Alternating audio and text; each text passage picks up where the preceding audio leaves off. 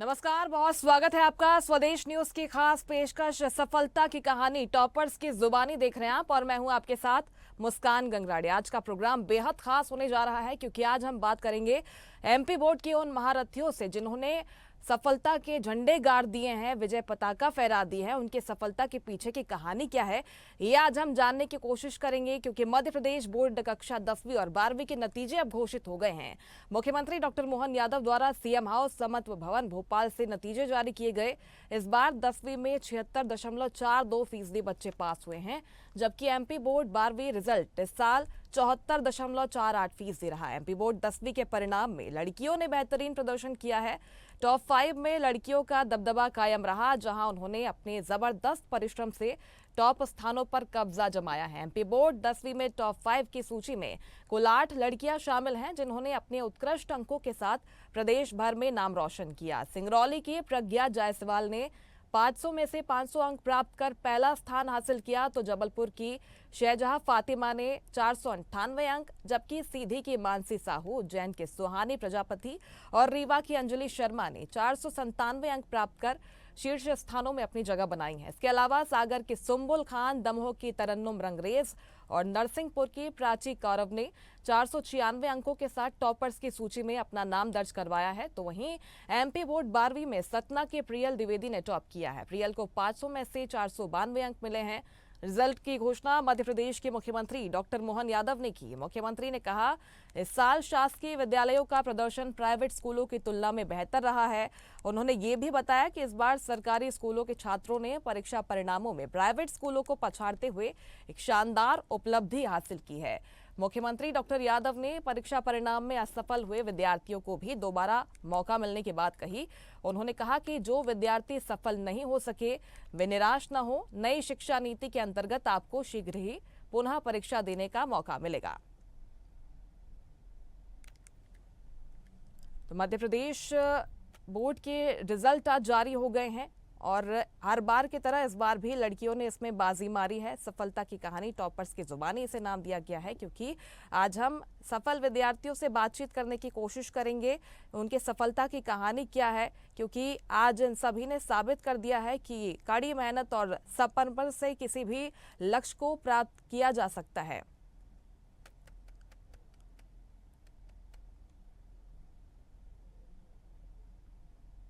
मैंने MP board 2025 में प्रथम स्थान हासिल किया है और इसका श्रेय मैं सभी टीचर्स को, अपने school board public high school, अपने पेरेंट्स को देना चाहूँगी। हमारे टीचर्स और पेरेंट्स ने बहुत ही मेहनत की है और हमको बहुत ही मोटिवेट भी किया है कि हमको कैसे पढ़ना है और क्या क्या करना है, इस सभी की जानकारी दी है। तो मैं उनको बहुत बहुत धन्यवाद करना चाहूँगी। बहुत अच्छा लग रहा है। मैंने शुरू से ही बहुत ज़्यादा मेहनत करी है। 10th में सुबह मैं 4 बजे से उठ के पढ़ा करती थी। रोज़ 2-3 घंटे मैं पढ़ाई करती हूँ। पेरेंट्स का भी बहुत ज़्यादा सपोर्ट रहा है। टीचर्स ने भी सारे डाउट्स वगैरह क्लियर करके बुक से पढ़ाया करते थे और मैं कोचिंग भी जाती थी जोशी ट्यूटोरियल, वहाँ पर भी उन्होंने बहुत ध्यान दिया है। जब माँ बाप आपके घर में ऐसा माहौल क्रिएट करते हैं कि अरे बेटा एग्ज़ाम ही तो है, तेरे नॉलेज का एग्ज़ाम का इससे क्या कनेक्शन, तूने मेहनत तो करी। मेहनत करना इम्पॉर्टेंट है, हमारे शास्त्रों में भी लिखा है, रिजल्ट इम्पॉर्टेंट नहीं है। आप मेहनत कर बेटा, तूने मेहनत करी, वो मैंने देखा, रिजल्ट जो है वो अपने आप आएगा। जब उसके मम्मी पापा उसको ये चीज़ कह देते हैं, जब उसका परिवार उसको ये चीज़ कह देता है, उसकी लाइफ की आधी प्रॉब्लम वहीं ख़त्म हो जाती है। आज का दिन बेहद अहम है। 10वीं और 12वीं के परीक्षा परिणाम घोषित कर रहा हूँ। मैं अपनी ओर से सबको बधाई देना चाहूँगा और शुभकामना देना चाहूँगा। सबसे पहले मैं बात उन विद्यार्थियों की करूँगा जो किसी भी कारण से इस परीक्षा परिणाम के घोषित करने से उनको कोई असफलता मिले या वो अगर रुकते हैं, तो मैं उनको ये हिम्मत दिलाता हूँ कि अभी आपके अवसर समाप्त नहीं हुए। अब से नई शिक्षा नीति 2020 के परिप्रेक्ष्य में, जैसे स्मिता जी ने बताया, आपको तुरंत ही दूसरी बार परीक्षा में बैठने का पुनः मौका मिल रहा है और ये आपकी उस, अब हो सकता है परीक्षा में कई बार ऐसी स्थिति बनती है कि हमने सारे प्रयास किए, कभी कोई कारण से, किसी कारण से भी असफल हो गए, तो कोई बात नहीं, दूसरी बार बैठ जाए। ये जो ईयरली एग्ज़ाम होती थी, इस ईयरली एग्ज़ाम का इस साल के बाद ये इतिहास बदलेगा कि अब साल में 2 बार, ताकि पूरा साल खराब ना हो। वैसे ये पद्धति हमारे यहाँ प्राचीन काल से तो लॉर्ड मेकाले के पास इसी प्रकार की पद्धति रही है, लेकिन कोई बात नहीं। यशस्वी प्रधानमंत्री के नेतृत्व में शिक्षा नीति 2020 स्कूल शिक्षा में भी अब जो प्रवेश कर रही है, उसमें ये सारे नवाचार भी जुड़ रहे हैं, जिनमें हमारे बच्चों के लिए अपनी खुद की 6 माह के अंदर ही दोबारा मौका देना, ये मैं विभाग को बधाई देना चाहूँगा। और ये खास करके हमारे लिए लंबी छलांग जब लगाने जाते हैं तो 2 कदम पीछे आ करके लंबी छलांग का भी मौका मिलता है। मैं मान के चलता हूँ अगली बार आप डट जाएं, निश्चित रूप से अगली परीक्षा जब आप। तो देखिए एमपी बोर्ड परीक्षा के नतीजे जारी हो गए हैं और ये परीक्षा कितनी महत्वपूर्ण होती है ये हम सब जानते हैं। हमारे साथ 10th टॉपर सुहानी प्रजापति जुड़ गई हैं उज्जैन से। सुहानी, बहुत स्वागत सबसे पहले तो आपका स्वदेश न्यूज़ पर, और बहुत बहुत बधाई। आपका रिजल्ट इतना अच्छा रहा है, आपका एकेडमिक्स इतना अच्छा रहा है, आप कैसा फील कर रही हैं, सबसे पहले यही आपसे समझेंगे। अच्छा लग रहा है जी। और सुहानी, आपने कैसे तैयारी की है, क्योंकि आप एक प्रेरणा बन गई है, आज का दिन आपको समर्पित है। कैसे सेलिब्रेट किया जैसे ही आपने रिजल्ट देखा? आपने उम्मीद की थी कि इतना अच्छा रिजल्ट आएगा? हाँ, क्योंकि मैंने पूरे साल भर मेहनत करी है। जी जी। सुहानी, आपने कैसे प्रिपेयर किया है, क्योंकि कहा जाता है कि जो टॉपर बच्चे होते हैं ना सोशल मीडिया से दूर रहते हैं, आपने भी सोशल मीडिया बंद कर दिया था अपनी प्रिपरेशन के लिए? हाँ, मैंने पूरे साल भर सोशल मीडिया से तो दूर ही रही हूँ और मैं सुबह ही उठ के 4 बजे से पढ़ाई करती थी, डेली 2-3-4 घंटे। जी सुहानी, और इसमें आप अपने स्कूल को भी, अपने टीचर्स को भी श्रेय देना चाहेंगी, क्योंकि कहा जाता है कि टीचर्स का जो रोल होता है वो बहुत महत्वपूर्ण होता है। इसके साथ ही ये भी आप बताइए, आपने कोचिंग ली है पढ़ाई के लिए? हाँ। ठीक है सुहानी, देखिए अब आपके पास बहुत सारे रास्ते खुल गए हैं, क्योंकि आपने टॉप किया है 10th में और इतना अच्छा रिजल्ट, इसके बाद एक वास्ट स्कोप आपने सोचा है कि आगे आप क्या करना चाहती हैं? हाँ, IIT करनी है, इंजीनियर बनना। सुहानी, आपके परिवार का कितना योगदान रहा है, क्योंकि ना सिर्फ टीचर बल्कि जो परिवार के जो सदस्य होते हैं ना वो भी बहुत महत्वपूर्ण रोल प्ले करते हैं, उनका कितना योगदान रहा है आपकी तैयारी में? हमने ही बहुत ज़्यादा सपोर्ट करा है, मम्मी पापा, पेरेंट्स और टीचर्स ने भी सारे डाउट क्लियर करे हैं, बुक से पढ़ाया, सब करा, कोचिंग में भी बहुत ज़्यादा सपोर्ट करा। अच्छा, एक रिएक्शन भी आपसे समझना चाहेंगे, जैसे ही आपका रिजल्ट आया उसके बाद मम्मी पापा का, परिवार में जो लोग मौजूद थे, कैसा रिएक्शन था? सब बहुत खुश थे। बहुत अच्छी बात है, क्योंकि आपका रिजल्ट बहुत शानदार आया है। आपने साबित किया है कि कड़ी मेहनत से लक्ष्य कितना भी बड़ा हो हासिल किया जा सकता है। बहुत बहुत धन्यवाद आपका सुहानी, स्वदेश न्यूज़ पर जुड़ने के लिए और हमसे बातचीत करने के लिए। तो जो तमाम टॉपर बच्चे हैं उनसे हम समझने की कोशिश कर रहे हैं कि उनकी कहानी क्या है, सफलता के पीछे उन्होंने कैसे तैयारी की है और इसके बाद क्या कुछ उनका प्लान है आगे के लिए, ये भी कोशिश करेंगे। हमारे साथ 2 खास मेहमान भी जुड़ गए हैं। डॉक्टर सुरभि दुबे मनोवैज्ञानिक है, जुड़ गए हमारे साथ, बहुत स्वागत डॉक्टर सुरभि। इसके साथ ही शिक्षाविद सुशील द्विवेदी हमारे साथ जुड़ गए हैं। सुशील जी, आपका भी बहुत स्वागत। डॉक्टर सुरभि, आपसे मैं शुरुआत करना चाहूँगी, क्योंकि हमने वो फेज पार कर लिया है। 10th और 12th में कैसा हम महसूस कर पाते हैं, जानते हैं हम, वो एक धुकधुकी होती है। आज का दिन कितना बड़ा होता है, जिन भी छात्रों ने परीक्षा दी है, और कितना प्रभाव डालता है जो बोर्ड एग्जाम का रिजल्ट है बच्चों के मनोस्थिति पर, ये आपसे सबसे पहले समझेंगे। पहले तो मैं सभी बच्चों को बहुत बहुत बधाई देना चाहूंगी जिन्होंने इतना अच्छा मेहनत करके रिजल्ट पाया है। जिन बच्चों के अपेक्षाकृत नंबर नहीं आए हैं उनको भी बहुत बधाई कि आपने मेहनत करी है, और मेहनत का जो भी फल है हमें मेहनत निरंतर रूप से करती रहनी चाहिए। जो आपने कहा कि मनोवैज्ञानिक स्थिति कैसी हो जाती है, तो देखिए पूरा साल 2 साल बच्चे मेहनत कर रहे हैं, शारीरिक मेहनत भी है, मानसिक मेहनत भी है, और ये खाली बच्चे की मेहनत नहीं होती है।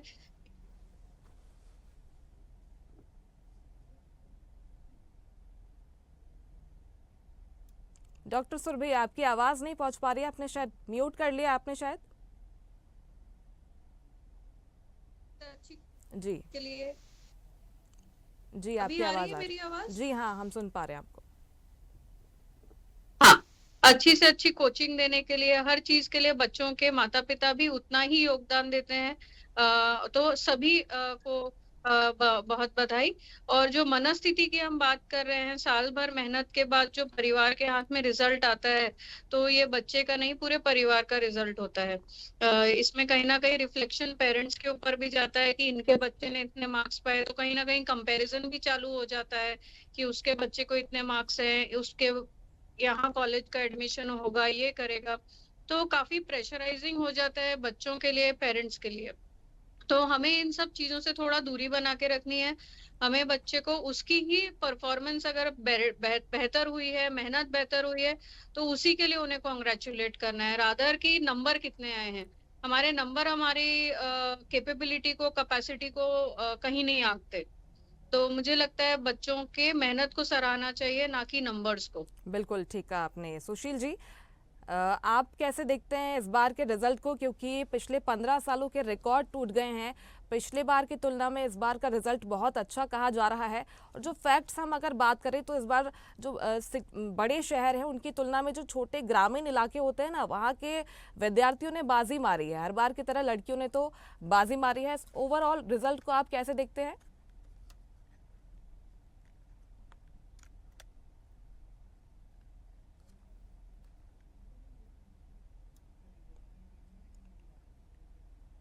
चलिए दोबारा उनसे जुड़ने की कोशिश करेंगे, संपर्क नहीं हो पा रहा है। देखिए सुरभि जी, बहुत अच्छी बात आप कह रही थी, क्योंकि जो छात्रों ने टॉप किया है, जो सफल हुए हैं, आज तो उनका दिन है, उनको ये पूरा दिन समर्पित है, 7वें आसमान पर वो होते हैं।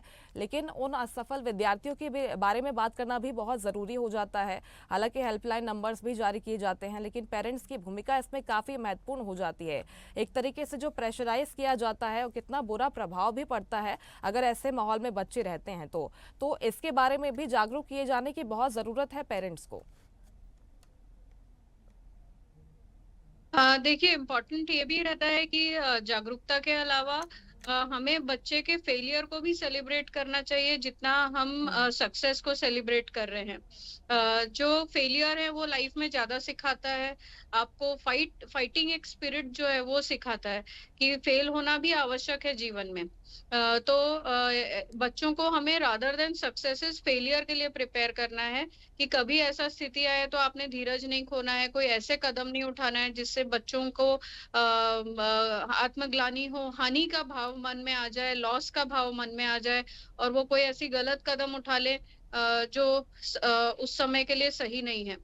क्योंकि फेलियर जो है वो ट्रांजिएंट है ना। और ऐसे बहुत सारे एग्जाम्स आएंगे, हमें बहुत सारे स्टेप्स हैं लाइफ में जिनको हम सक्सेस के लिए यूज कर सकते हैं। बिल्कुल, निश्चित तौर पर बहुत अच्छी बात है, पॉइंट्स आपने रखे हैं डॉक्टर सुरभि। सुशील जी, आपसे मेरा सवाल था रिजल्ट को लेकर। पिछले 15 सालों के रिकॉर्ड टूटे हैं और बहुत अच्छा रिजल्ट इस बार एमपी बोर्ड के परीक्षार्थियों का आया है। लड़कियों ने बाजी मारी है। इसके साथ ही जो ग्रामीण इलाकों के छात्र आते हैं उन्होंने टॉप किया है। नरसिंहपुर जिला जो कि हमेशा से टॉप पर रहा है, इस बार भी वहीं से टॉप पर निकल कर आया है। मंडला की बात कर लें, कैसे देखते हैं इस एमपी बोर्ड के पूरे रिजल्ट को आप?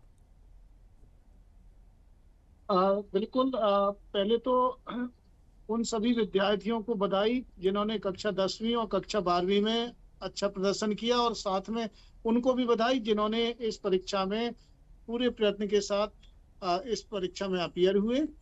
सफलता असफलता तो लगी रहती है। और दूसरा, उनके शिक्षकों को जिन्होंने उनके साथ लग के उन्हें गाइड किया, उन्हें मेहनत करवाया, और उनके माँ बाप को भी मेरी तरफ से बहुत बहुत शुभकामनाएं। कुल मिला के पूरे समाज के लोगों के लिए जिनका योगदान रहा। दूसरी बात जो आपने बताया, जो मैंने भी ये ट्रेंड देखा कि देखिए छोटी जगह के, विशेषकर ग्रामीण क्षेत्र के या छोटे शहरों के विद्यार्थियों ने, विशेषकर बालिकाओं ने सफलता प्राप्त की, और उनका प्रतिशत ज्यादा है। और वो उन्होंने दिखाया कि देखिए प्रतिकूल परिस्थिति में भी भारत का विद्यार्थी के अंदर ये गुण होता है कि वो निखर के आता है। हमारी बेटियों को तमाम परेशानियां होती हैं, लेकिन वो कुछ ना कुछ उन परेशानियों से मजबूत होती हैं, और मजबूत होके देखिए उन्होंने दिखाया कि न केवल 10वीं में बल्कि 12वीं में भी हमारी जो गर्ल कैंडिडेट हैं उनका सफलता का स्तर ज्यादा रहा। दूसरी बात, ये जो बात हमें और आपको देखने को मिल रही है कि मान लीजिए रिजल्ट में कुछ कुछ बच्चों को सफलता नहीं मिली, तो मैं तो उन बच्चों से यही कहना चाहूंगा कि ये पूरा जीवन है, ये परीक्षाओं से भरा हुआ है।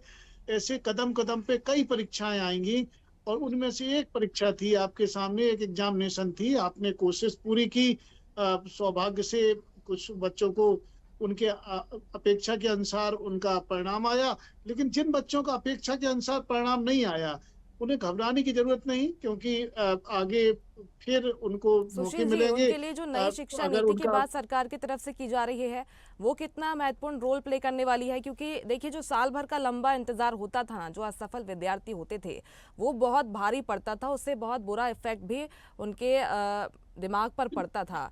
तो अब जो साल भर का इंतजार है वो कम कर दिया गया है, जुलाई में ही दोबारा परीक्षा में वो बैठ पाएंगे, तो ये कितना प्रभावी साबित होगी उनके लिए? ये नई शताब्दी के बच्चे हैं। देखिए, अगर हम 10-15 साल पहले की बात करें तो उसके बाद बहुत बड़ा चेंज देखने को मिल रहा है, और इधर पिछले 4-5 सालों में राष्ट्रीय शिक्षा नीति के रूप में भी हमें और आपको जो विद्यालयों की स्थिति, गुणवत्ता सुधरी है। जी। विशेषकर मध्य प्रदेश के विद्यालयों की बात करें तो यशस्वी प्रधानमंत्री जी और हमारे प्रदेश के यशस्वी मुख्यमंत्री जी, दोनों के मार्गदर्शन में विद्यालयों का बड़ा जबरदस्त विकास हुआ, और न केवल पढ़ाई के क्षेत्र में बल्कि और भी कई आयामों में मध्य प्रदेश के विद्यालयों के बच्चों ने शिखर को चूमा। मतलब पूरे हिंदुस्तान में तो नाम किया ही, लेकिन दुनिया में भी हमारे मध्य प्रदेश के बच्चे जा रहे हैं और अपना परचम ले रहे हैं। तो ये जो राष्ट्रीय शिक्षा नीति बता रही है कि भाई जो उन्होंने पढ़ाई की, अब देखिए, अब जो क्वेश्चन परीक्षा में आते हैं वो कॉम्पिटेंसी बेस्ड होते हैं, योग्यता आधारित प्रश्न होते हैं। अगर हम ये कल्पना करें कि कोई विद्यार्थी रट के ये नंबर पाया होगा, तो मैं पूर्णतः सहमत नहीं हूँ, क्योंकि लगभग 40 से 50% जो पेपर में योग्यता आधारित कॉम्पिटेंसी बेस्ड रीजन असर्शन और ऐसे प्रश्न जो अंडरस्टैंडिंग पर आधारित होते हैं, उनकी प्रतिक्रिया पर आधारित होते हैं, केस बेस्ड स्टडी होते हैं। तो इस प्रकार के प्रश्न, अर्थात ये जो बच्चियां या हमारे बच्चे जो सामने आए हैं, जो इस परीक्षा में पास हुए हैं, वो मुझे पूरा विश्वास है कि वो जीवन की हर परीक्षा में आगे चल के और भी अच्छा रूप से आगे अपना प्रदर्शन करेंगे और एक अच्छे नागरिक बनेंगे और अपने समाज और अपने देश और राज्य के लिए बेहतर काम करेंगे जिस भी क्षेत्र में वो जाएंगे, क्योंकि ये सोसाइटी हेटेरोजेनस सोसाइटी है। यहाँ हर प्रकार के प्रोफेशन की हमारे समाज को जरूरत है। तो भविष्य में जैसी उनकी अभिरुचि होगी उस क्षेत्र में ये बच्चे जाएंगे और अपने माँ बाप, समाज के साथ राज्य और देश और दुनिया में अपने मध्य प्रदेश का नाम रोशन करेंगे। बिल्कुल, इसके साथ ही हम जो पासिंग परसेंटेज भी देखते हैं उसमें भी बढ़ोतरी हुई है सुशील जी। इसके साथ ही साथ देखिए, मैं ये भी समझना चाहूँगी कि क्या शिक्षा के स्तर में भी बढ़ोतरी हुई है? क्योंकि कई टॉपर्स ऐसे हैं जिन्होंने कोचिंग तक नहीं ली। पहले कोचिंग को लेकर कितना प्रेशराइज किया जाता था, हम देखते हैं छोटे छोटे बच्चे हैं उन्हें भी पेरेंट्स कोचिंग भेज देते हैं, लेकिन 10th और 12th में भी अगर बच्चे कोचिंग ना लेकर टॉप कर रहे हैं तो दिखाता है कि कोचिंग का उतना रोल नहीं है और स्कूल की जो शिक्षा का स्तर है वो भी बहुत अच्छा हो रहा है। ये सब कुछ इंगित करता है ये रिजल्ट। बिल्कुल, जो वर्तमान में जो पेपर मिलता है, चाहे सीबीएसई बोर्ड हो चाहे मध्य प्रदेश बोर्ड हो, तो उसमें ये किया गया है कि ये प्रयास किया गया है कि बच्चों को रटने वाला जो उनका एक ट्रेंड था उससे डिस्करेज किया जाए। और यही कारण है कि इसमें कोचिंगों को कहीं ना कहीं से उतनी सफलता नहीं मिली और बच्चों को जो गुणवत्तापूर्ण शिक्षा दी जाए, विशेषकर प्रयोग आधारित, विशेषकर एक्टिविटी बेस्ड लर्निंग दी जाए। मतलब उन्होंने जो भी सीखा है उसको वो अपने सराउंडिंग के साथ कितना अपने आप को इन्वॉल्व कर पा रहे हैं। तो आज का बच्चा अगर इन परीक्षाओं में सफल होके और इस प्रकार से नाम रोशन कर रहा है, तो ये बता रहा है कि उसने बहुत बहुत ना केवल परिश्रम किया बल्कि उसके साथ जिया, उस पढ़ाई के साथ जिया। मतलब उसने अपने ज्ञान का उपयोग अंडरस्टैंडिंग बेस्ड क्वेश्चन को सॉल्व करने में और अपने आसपास के परिवेश के साथ जोड़ के उस ज्ञान को उसने उपयोग किया और उन्हें इस प्रकार से सफलता मिली। बिल्कुल, निश्चित तौर पर। डॉक्टर सुरभि जी, मैं आपसे ये समझना चाहूँगी, देखिए आपने कहा कि पेरेंट्स का कितना महत्वपूर्ण रोल होता है। अगर रिज़ल्ट बहुत अच्छा होता है, उसमें सराउंडिंग्स का भी योगदान होता है, जब बच्चा जहाँ पर रहता है, उसका भी बहुत असर पड़ता है। तो आप क्या ये टिप्स देना चाहेंगे उन पेरेंट्स को भी, इसके साथ ही साथ स्कूल के टीचर्स को भी, कि कैसा माहौल होता है जो कि बहुत प्रतिकूल प्रभाव डालता है बच्चे के मस्तिष्क पर, जिससे उसकी कैपेसिटी बढ़ती है और अच्छा परिणाम इसके बाद आता है? देखिए, सबसे पहले जैसा हमने सारा अभी डिस्कस किया, सर ने बताया कि डेली रिवीजन होना और डेली पढ़ाई करना बहुत आवश्यक है। एक दिन में आप कोर्स कंप्लीट नहीं कर सकते। हुँ। तो डेली सतत रूप से समय के हिसाब से बैठिए, 1 घंटा या 1.5 घंटा, जितना बच्चे की कैपेसिटी है उस हिसाब से। और जो स्कूल टीचर्स हैं, पेरेंट्स हैं और जो कोचिंग के टीचर्स हैं, एज अ टीम हमें काम करना चाहिए। हर बच्चे की अपनी कैपेसिटी होती है, अपना क्षमता होती है, उसको देखना और उसको परखना बहुत आवश्यक है कि कहीं हम बच्चे को ओवरबर्डन तो नहीं कर रहे। हर कोई बच्चा पढ़ाई में आगे निकल जाए ये ज़रूरी नहीं है। अपना-अपना कैपेबिलिटीज़ है, कोई स्पोर्ट्स में आगे जाते हैं, कोई एक्स्ट्रा करिकुलर एक्टिविटीज़ में आगे जाते हैं। तो हमें एप्टीट्यूड असेसमेंट बहुत आवश्यक है, राइट फ्रॉम चाइल्डहुड। तो बहुत सारे स्कूलों में आजकल साइकोलॉजिस्ट होता है, तो एप्टीट्यूड असेसमेंट कराते रहना चाहिए बिल्कुल। समय समय से। और दूसरा, हर स्कूल में काउंसलर की सुविधा आजकल अच्छे स्कूलों में प्रोवाइड की जा रही है। अगर बच्चे को कहीं बर्डन फील हो रहा है, कहीं ऐसा फील हो रहा है कि वो नहीं कर पा रहे, या उनका डिक्लाइन हो रहा है परफॉर्मेंस, नींद नहीं आ रही या कंसंट्रेशन कम हो रहा है, तो उन्हें अपने डॉक्टर के पास ले जाएं। कहीं थायराइड का बीमारी तो नहीं है, न्यूट्रिशन रिलेटेड प्रॉब्लम्स तो नहीं है, या अदर कोई बीमारियां तो नहीं है। तो ये असेसमेंट कराना समय समय पर बहुत आवश्यक रहता है।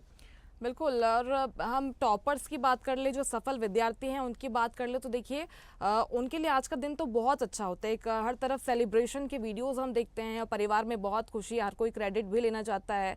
लेकिन उसके बाद एक प्रेशर उनके मस्तिष्क पर भी डाला जाता है कि भाई आपको इंजीनियर बनना है, आपको डॉक्टर बनना है, जो बड़े बड़े प्रोफेशन हैं उसी और उन्हें धकेला जाता है, एक तरीके से कह देता हूँ। बच्चे से कोई पूछता नहीं कि आपको क्या करना है। इसके साथ ही साथ अगर देखते हैं कि जो टॉपर बच्चा है, अगर आर्ट फील्ड में जाना भी चाहता है, तो ये एक टैबू जुड़ा हुआ है कि भाई आपने टॉप किया है, आप उन्हीं फील्ड्स में जाइए जो कि प्रचलित है, इंजीनियर बनिए, डॉक्टर्स बनिए, IPS IAS बनिए। इस ओर उन्हें भेजने के लिए हम देखते हैं कि उतना मोटिवेशन या फिर वैसा माहौल दिया नहीं जाता अभी तक भी। सुरभि जी। आजकल मैम बहुत सारे एवेन्यूज हैं, रिसर्च फील्ड है, एग्रीकल्चर फील्ड है, जिसमें बहुत प्रोत्साहन मिल रहा है। गवर्नमेंट ऑफ इंडिया कई कई कोर्सेज को सब्सिडाइज रेट में करा रही है। तो पहले के मुकाबले अभी हमारे पास इतना वेरीड कोर्सेज है, और जरूरी नहीं है कि अगर आपने एक लाइन पकड़ ली है या साइंस का स्ट्रीम पकड़ लिया है तो आप उसमें डाइवर्सिफाई नहीं कर सकते। तो आजकल इतने सारे कोर्सेज आ गए हैं, कुछ कुछ कोर्सेज ऑनलाइन भी हैं कि आप पैरेलली 2 कोर्सेज कर सकते हैं। तो ये सारी जानकारी हमें बच्चों को राइट फ्रॉम स्कूल प्रोवाइड करना है कि ये एवेन्यूज है। नहीं तो पेरेंट्स भी वो एक भेड़चाल में फंस जाते हैं कि भाई डॉक्टर, लॉयर, CA, इंजीनियर, इसके अलावा बच्चों के पास कोई ये करियर गाइडेंस जो जिसे हम बोलते हैं वो रह नहीं जाता, और बच्चे कंफ्यूज होने लगते हैं कि इसके अलावा तो कोई ऑप्शन नहीं है, यही तो करना है। तो मुझे लगता है जो हम स्कूल से सेंसिटाइज करना चालू करें पेरेंट्स को और बच्चों को, तो बहुत अच्छा रहेगा। कोई ही बच्चा बहुत ज्यादा प्रेशर्ड भी फील नहीं करेगा, और पेरेंट्स भी आइडेंटिफाई कर पाएंगे कि बच्चे की क्षमता किधर है। बिल्कुल सुशील जी, करियर गाइडेंस कितनी महत्वपूर्ण हो जाती है और कितना महत्वपूर्ण रोल ये प्ले करती है, बच्चे के मस्तिष्क पर भी ये प्रभाव डालती है। इसके साथ ही काउंसलिंग अगर बच्चों की जा रही है, पेरेंट्स की काउंसलिंग के बाद भी की जानी चाहिए। इसके लिए क्या कुछ किया जा सकता है स्कूलों में?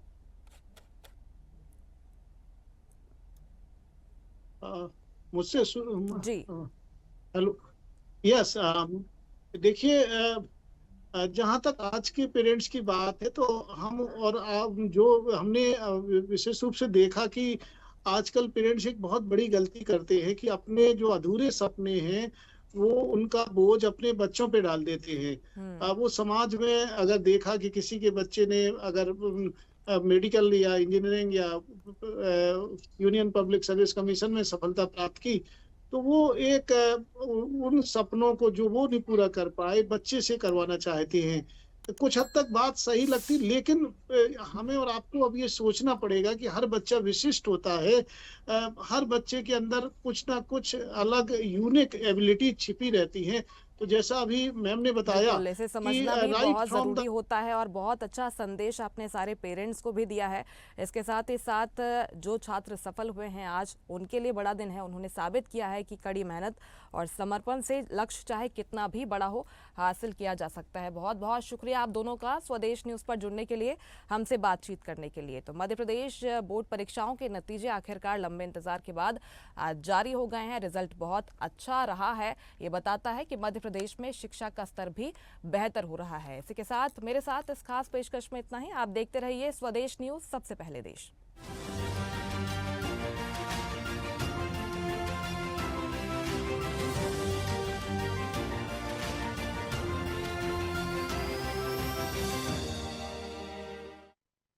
लेटेस्ट खबरों के लिए लाइक, फॉलो और YouTube पर सब्सक्राइब करें, बेल आइकन दबाएं, साथ ही विजिट करें swedishlive.com पर।